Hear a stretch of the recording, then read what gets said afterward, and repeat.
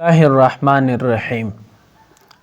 روزے کی حالت میں تھوک کا نکل جانا، کیا اس سے روزہ فاسد ہو جاتا ہے یا نہیں ہوتا؟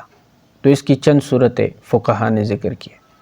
نمبر 1، اگر کوئی روزہ دار کسی دوسرے کا تھوک نگل لے تو اس کا روزہ فاسد ہو جائے گا اور اس پر قضا لازم ہوگی، البتہ کفارہ لازم نہیں۔ اور دوسری صورت یہ ہے کہ اگر کوئی شخص یعنی کوئی روزہ دار اپنا تھوک نکال کر ہاتھ پر لگائے اور پھر دوبارہ منہ میں ڈال لے اور اس کو نگل لے تو اس سے روزہ فاسد ہو جائے گا اور ٹوٹ جائے گا اور اس پر روزے کی قضا لازم ہوگی۔ اور تیسری صورت یہ ہے کہ اگر کوئی محبوب اپنے محبوبہ کا تھوک نگل لے تو اس کا روزہ فاسد ہو جائے گا اور قضا اور کفارہ دونوں اس پر لازم ہوں گے۔ چوتھی صورت یہ ہے کہ اگر کوئی روزہ دار کسی بزرگ شخص کی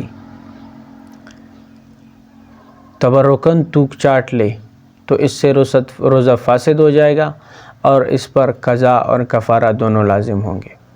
اور پانچویں صورت یہ ہے کہ اگر کوئی شخص اپنی تھوک نگل لے منہ کے اندر ہی ہے، خواہ وہ زیادہ ہو یا کم ہو، اس سے روزہ فاسد نہیں ہوتا، البتہ روزہ برقرار و بدستور رہتا ہے۔ روزے کی حالت میں ٹوتھ پیسٹ کرنے کا حکم۔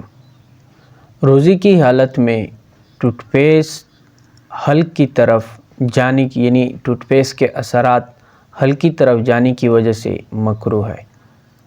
ہاں، اگر کسی شخص نے ٹوتھ پیسٹ کر لیا اور ان کے اثرات جو ظاہر بات ہے حلق تک جاتے ہیں تو اس کا روزہ فاسد ہو جائے گا۔